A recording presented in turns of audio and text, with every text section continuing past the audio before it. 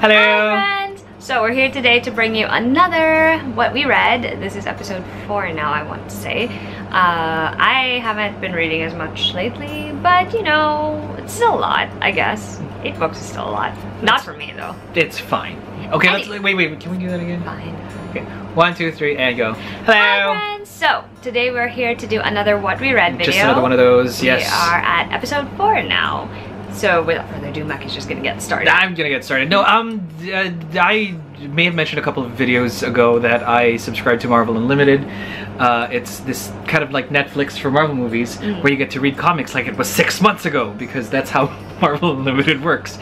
They only kind of publish comics from the 6 months to today backwards, and nothing else in between that time. So you are half a year's delayed and stuck in a time loop in that sense. And finally, I was able to read the 2 big Marvel crossover events that came one after the other. I think it was Secret Empire that came right after Civil War II. I was a huge fan of Marvel since the first Civil War, so for me to sort of get back into the fold to read Civil War II and then Secret Empire, which came right after that, was kind of like a good way to sort of catch up, and extremely tedious. So much has changed. Civil War II basically is about, I want to say, an Inhuman who has the ability to predict the future, in which case Captain Marvel, Carol Danvers, I can't wait for her movie to come out, sort of puts together like all of her resources, so she's director of SWORD or Alpha Flight or whatever it is they want to call that now, to stop these events from happening. So it's sort of like Minority Report, if you guys have seen that old I can't say it's old, it's really not. It's totally like, well, old to me is like 10 years ago. Oh, that's fair then. That is definitely old. It's 10 years. It's a child. So it's a little child in grade school. It's still younger than our relationship. It's still definitely, our relationship is in its teens and all of the things that applies. It just hit its teens. So we're giving it the talk soon. TMI? No. But it's just a talk. But as far as that's concerned, for you, those of you who've seen Minority Report, that old Tom Cruise movie, the moral quandary of, do we stop, you know, things from happening by preventing people who haven't even done them from doing these things, arresting them? And so the superhero community is split down the middle between Carol Danvers, who wants to prevent these things, and Tony Stark, who is like, no way, we're not gonna involve ourselves in this. This is we don't know what this kid's powers are, and things get crazy because several characters die, as in Civil War, the first one. For me, I guess maybe I have giant Marvel crossover event fatigue, because I did follow Civil War and then Secret Invasion and then Siege and then several others until I was like, I can't anymore. So to come back to this entire world and see these people take the weight of those past things, I appreciated. Like they're not the same people that I read about 6 crossovers ago. Okay. Which is fun. Until they really made them not the same people 6 crossovers ago in Secret Empire, and this caused a huge kerfuffle because some of you may have seen the news that at one point in time Captain America was Hydra now. Oh yeah. Or like he was Hydra the whole time. So they managed to explain how that happened, and I'm not too happy about the resolution either, because for me it's just like, oh, come on man, really? But I do love this, is that at the end of the day, Captain America gets to be Captain America finally, for whatever reason. I don't like how they got there. Yeah. Much, but I just like that Cap himself was like, but I'm gonna use this. Everybody thinks it's all this Hydra stuff. So that's the one spoiler I'm gonna say, is that Cap has always been the type where he's like, don't put your hope into just like one thing or one person. You gotta just question stuff. You gotta, you know, have an active mind. You can't just follow orders blindly, and you have to have your own set of stuff. And so I thought that was a great way to sort of redeem it, because I think that was the only way that they could go. And I wouldn't necessarily recommend it, because I didn't like, oh my god, that was so fun. You know, there are other Marvel crossover events that I would recommend more, like the first Civil War. That was really good, pivotal and critical. Even Secret Invasion to some extent. It was enjoyable, that one. I didn't love it as much as Civil War. Yeah, those are the only 2 he's ever pushed on me. So I would probably recommend that more than maybe these 2 put together. So. Okay, as I usually do, I once again have divided my reviews into genre divisions. So I have a contemporary. I have 4 contemporaries this time. The first 2 are by Lauren Lane. One is called Love Story and the other one is called Walk of Shame. Love Story is a second chance romance about a girl and her big brother's best friend, and they are put in the situation where they have to go on a cross-country road trip to get to California to start their new lives and their new jobs. And of course they do not like each other because a couple of years before this said road trip, they had started seeing each other and then something happened and they broke up. And the story explores their relationship both in the past and in the present. It's really good. Like, it's exactly the kind of romance that I usually enjoy. The one thing that prevents me from like super loving that one is because I was getting really annoyed with the love interest. He was just driving me a little bit up a wall, and like I'm fine with like miscommunication being a problem in relationships because that's a very realistic thing. That is constantly the cause of most people's problems with their relationships.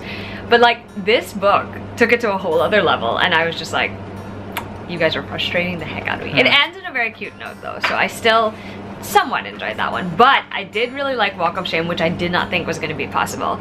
This is a romance between a socialite and a lawyer who live in the same apartment building in New York City, and the only time they cross paths is at 5 a.m. in the morning when the girl is coming home from a night out and the guy is off to do like the gym and like stuff like that. And their personalities are so opposite, but they can't help but be intrigued by each other, and eventually they end up talking and they end up forming a relationship, and it's just a very cute, I could see that being a total like rom-com type thing that they do on Netflix or something, because it is very cute and I really enjoyed that one. I really had fun reading it, and even though like the big inciting incident that causes some conflict in their relationship is kind of like not as, I don't know, not as dire or like exciting as some of the other romances I read, I still thought it was cute and it was realistic in a weird way considering this is about socialites in New York. But that one was definitely very enjoyable. And then I read a contemporary called The Looking Glass by Janet McNally. This one has like a hint, like a very light hint of something like magical that can't really be explained. It's about a girl named Sylvie who's a ballerina, and she's about to pursue or start her like professional career as a ballerina. But on the day of her 16th birthday, she gets a package from her sister who has disappeared that has a fairy tale book from their childhood, and she thinks it's got clues to lead her back to her sister so she could find the sister. And so she embarks on this journey without really knowing what like anything about where the sister is or what's going on, except that the sister had been going through some problems before she disappeared. And it was really quick to read and it was compelling in a way, but I feel like there was a lot of development that could have been done with like, I don't know, the relationships, the characters a little bit, and it also kind of meandered from one point to the next, so it was a little bit like, it felt like I was reading it in a haze, like there was a haze over the book and like you're reading it, and that's sort of what it felt like, which is why it didn't really work for me. Like, I can see objectively how some people might actually enjoy this one more than I did. So if you're interested, if it sounds like something that's up your alley, you might want to check that out.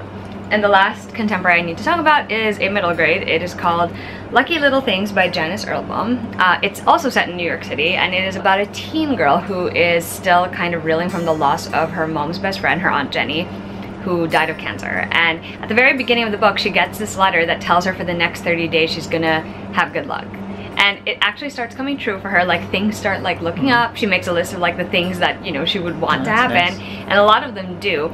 But in the end, of course, there's a more important message that has to do with the overall story, so I can't really tell you what it is. But it was predictable, but it also read a little young for the fact that she was a teenager and kind of doing all these teen things. I know that middle grade can sometimes do that, but for me it felt a little weird, I guess. But you know, again, it was just like a charming little story. I enjoyed it for what it was, so if you are looking for something for a younger reader, maybe do this. But I will say that it feels like it's written very young, but some of the things that happen in it feel a little older. So there's that. Alrighty, so the next set of books that I ended up reading through it would be these 4 Dungeons and Dragons books. They're all source books, basically. They're not the campaigns just yet. It's basically the Monster Manual, right? Volo's Guide to Monsters. So many monster books. I know. Mordenkainen's Tome of Foes. Still a monster book. And Xanathar's Guide to Everything. That just has a monster on book. top of it. What's brilliant about these particular books is that at least because one of the pillars of Dungeons and Dragons is obviously combat. So meaning you're not just wandering around figuring stuff out. You're actually fighting creatures and things. Oh, and whatever. XP. And leveling up, of course. So as a dungeon master, I am interested in thinking, so what can I throw at my players that would make sense and not just here's a giant monster. Yeah, I know that there's been a clamor for sea elves, which by the way, is a segue, and pirates. And the reason why these are such really good references is because it really increases the sandbox. Like you thought the sandbox was big, it just got bigger.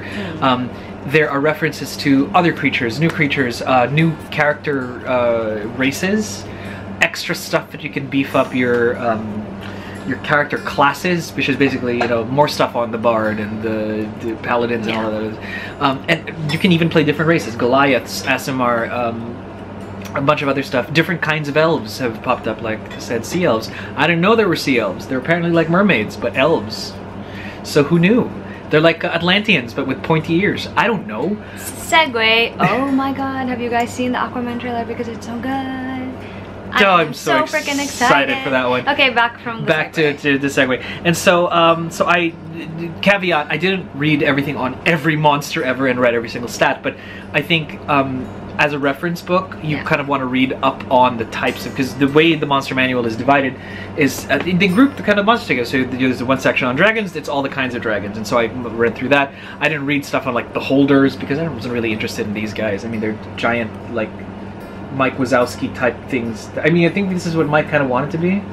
Like if he wanted to be a scaring monster, but he kind of ended up not being the one, I think. Anyway, so highly recommended if you're a fan of Dungeons and Dragons, or if you just like nerdy stuff about lore and creatures, and like as a kid, like I loved Greek mythology and Roman mythology. Me too. This is basically Dungeons and Dragons mythology. So if you just want to know what's in the worlds of Dungeons and Dragons, this is huge and awesome. And you can, and I love how at the end of the day everyone's like, this is all there, but do whatever you want, which is awesome and fun for play. So totally recommend. My next category is fantasy. I've only read 2 since the last time I did a video. The first one I read was Spinning Silver by Naomi Novik. This is the pretty UK edition, which matches the edition of Uprooted I have. Lovely. Spinning Silver is sort of a Rumpelstiltskin story, kind of.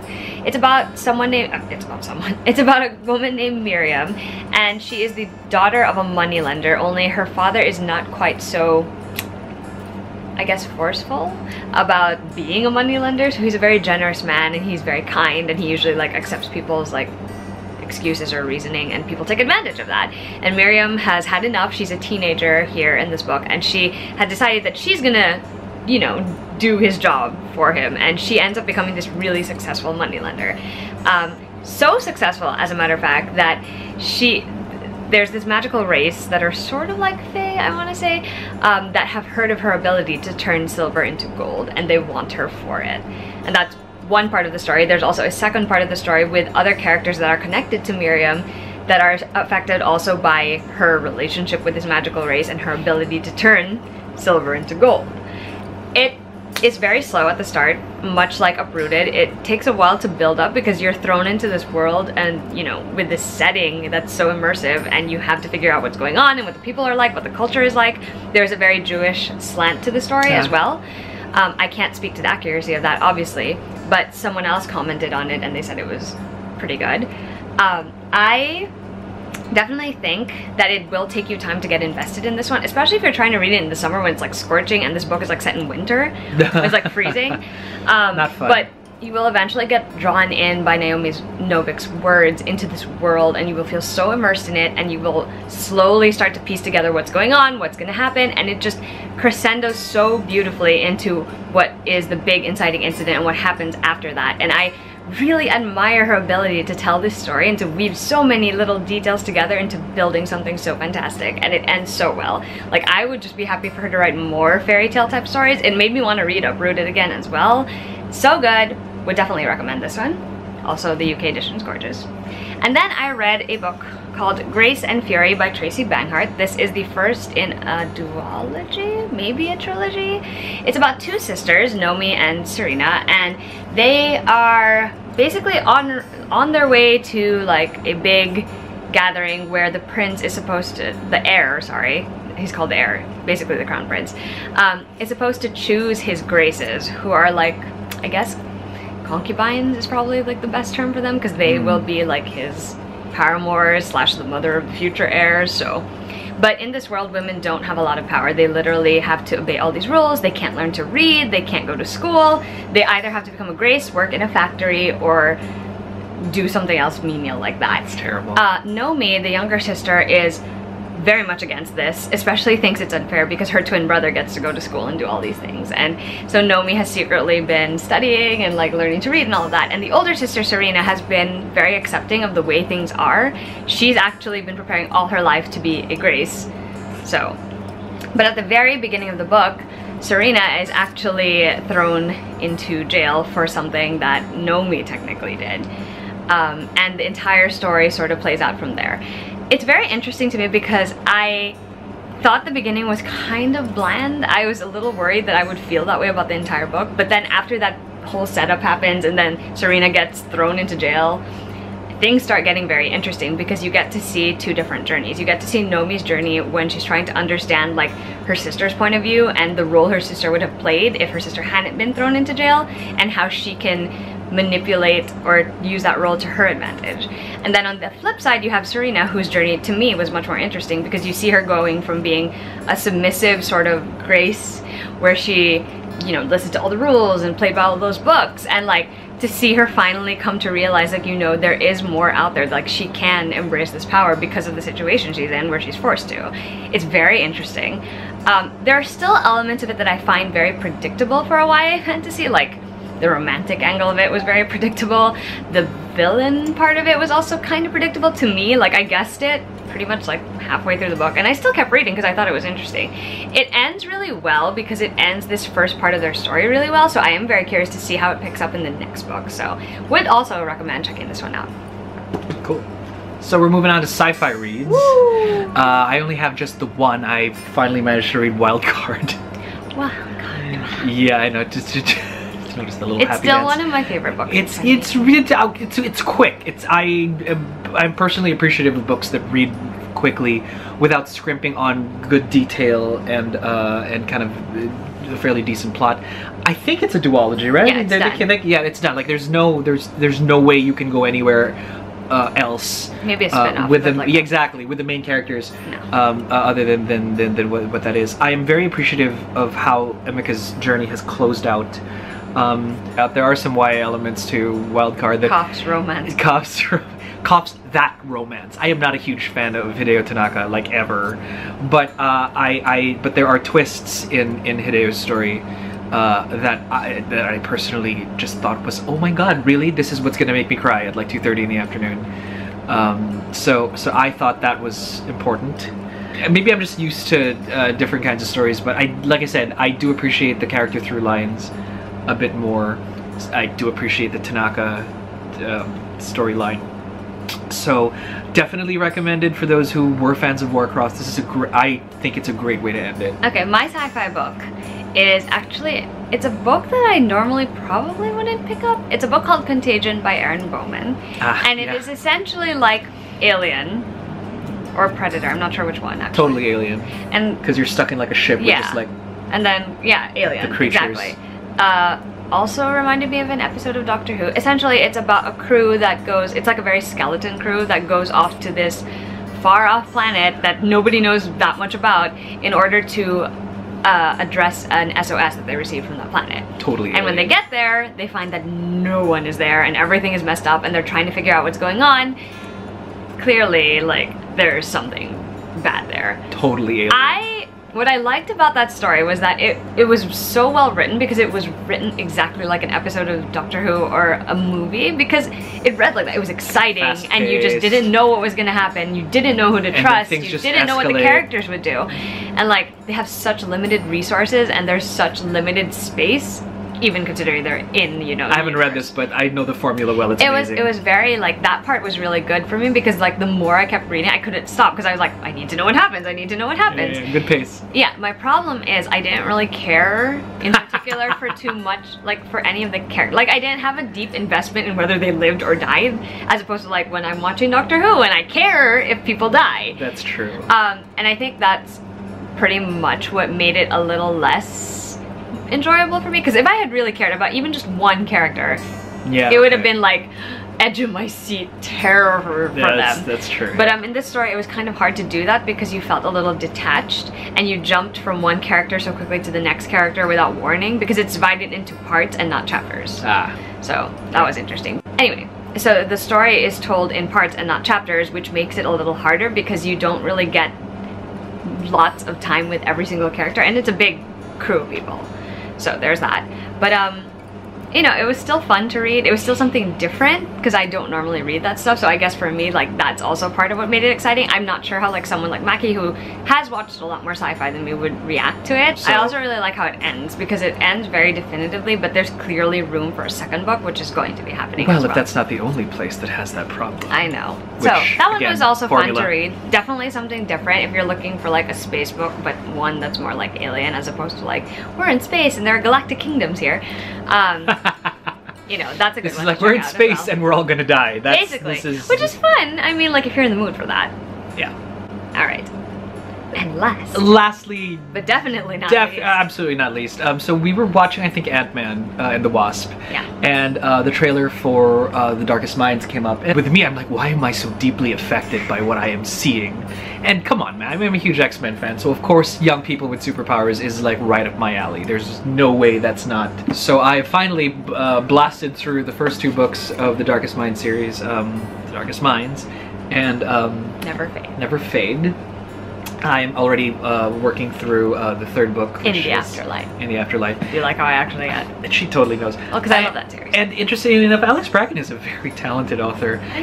She's as talented as she's lovely, apparently. Because I did meet her at BookCon just a few months ago. And she's absolutely lovely. She's a magnificent human being, just from the get-go. And then I read her work and I'm like, holy crap, you're really good. Like, she's amazing as a writer. Can we like also talk about the fact that how impressive it is that she wrote most of the Darkest Minds like in her apartment on Friday, from Friday until Sunday, like just locks herself in the apartment, gets Chipotle, gets Diet Coke, and just like writes, because she was working full time. I should do that. Sorry, that was a side story, but it's so impressive to me because she got published. Oh yeah. Anyway, back to the story. And her writing tone is absolutely specific, and this isn't even my genre. I don't do dystopian YA. I don't do it either, but I made a good exception. Exactly. And so my aversions to the genre aside, what kept me reading was just the bonds of these characters. They're not absolutely new characters. We've seen wonderful people like this star in their own stories over and over again over time, but this specific bunch, the Black Betty gang, that's what everyone calls them. And I'm gonna try to not sob hysterically right now. That's oh, you didn't even tell them what it was about. Apologies. The Darkest Minds is about a post incident America where virus kills off most of the population of 13 and below, and the survivors develop supernatural abilities in the realms of pyrokinesis, telekinesis, right? Telepathy, and all the mind control Charles Xavier or they're style. Extremely smart or very good at strategy, stuff like that. Or just kind of like it's heightened skills. Right, and of course the government and it's almost a really good social commentary, because the government, in response to this stuff, and because there have been some terrible reprisals and incidents triggered by said young people, decide to herd them all in camps. And so human nature at its finest, when in doubt and when there is fear against another, put them in camps and exercise power to put them down and beat them down. And so to have these children try to survive this post whatever world, centered on just these beautiful four young people, I think is, to me, don't read it because it's dystopian, don't read it because it's like Powers, read it because there is a family here that is so real and is everything that everybody wants to have in a family. but as unfortunately also has everything that every family has, so they're stuck with each other. Pleasant luck, guys. We'll see what happens to them at the end. So so to have them sort of take center stage every so often and you know, be broken apart and then unite and then just, you know, because the world is terrible, will just make me cry every single time they see each other again. So I guess that's my life now. Speaking of the Darkest Minds, I actually read the latest book. This book is called The Darkest Legacy, obviously by Alexandra Bracken. This is technically the 4th Darkest Minds book, but it's a completely different story because it's about one of the main characters in that series, Zu, or Suzume Kimura. She's a little older in this one because it's been 5 years since the events of that series have transpired. I'm trying not to spoil Maki here. Suzume is all grown up and she is basically living in the world post-series where a lot of things have changed for all of the Psy kids. And Zu is framed for a crime. Ha! How dare they! She's framed for a crime and she's on the run and she's trying to clear her name, but at the same time she's uncovering this bigger conspiracy. That's basically all I'm gonna say Nobody about touches that. the baby! That's what I'm saying. First of all, I love Zu. So going into this one, I was already deeply invested in what would happen to her. And what I love about this book so much is that if you haven't read The Darkest Minds in a while, which was the case for me, like, it brings you back to when you first read that series because a lot of the elements of it are very similar to what happens in the series, but it's completely different because the world has changed and the main character is different because Zu is not a Ruby. Zu is very different. She has gone through very different things. She has very different abilities, and she also thinks very differently from how Ruby, who's the main character of The Darkest Minds, thinks. And it's just so fascinating to me to see Zu as a grown-up and to see what she's been doing since the, you know, the series, and as well as seeing like what her own internal journey is like. Because you do get a sense of what Zu has gone through in that series, but it's from a third-person perspective because Ruby is the one like telling you like she sees Zu and Zu's doing this and Zu feels that. This one, you're in Zu's head, so you're kind of like seeing everything that she's going through. Which is always an interesting thing. And it's so fascinating. Like, I could not stop reading. And like, it just escalates and escalates, and I'm just like here screaming. It's a standalone, so it's quite long, but it's so worth it just to get to the end. The best part is, like, it ends really well, but also she could totally write a spin-off about someone else. From the series, from that series, from this book. And it would still be so good. So yeah, I'm excited for Maki to get to the point where he can read this. He has to read In the Afterlight and then Through the Dark first, but then he can read this one.